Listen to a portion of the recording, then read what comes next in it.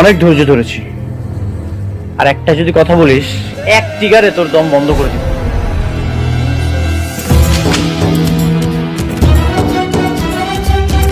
একই কথা যদি আমি বলি,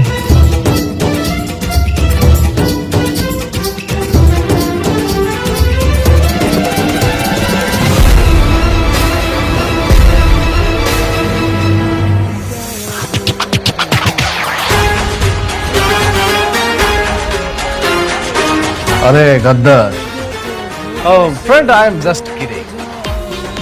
আমি জাস্ট মজা করলাম। তুই আমার বন্ধু না, আমি তোকে মারবো? বন্ধু হয়ে বন্ধুকে মারতে পারি? শোন, তুই আমার মাথায় কেন মারবি? তুই আমার মুখে মার।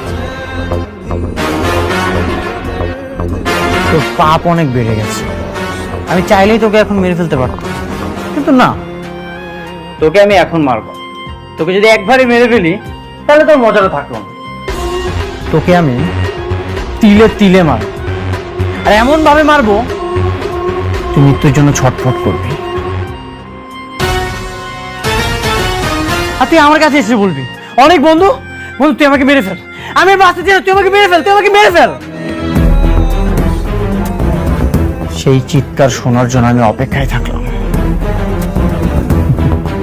আর সেই দিন আমার অনেক শান্তি লাগবে। তুই চিৎকার শুনবি? বন্ধু, তুই আমাকে এখনই মার প্লিজ, আমার অনেক কষ্ট হচ্ছে রে, আমার অনেক কষ্ট হচ্ছে, তুই আমাকে মেরে ফেল।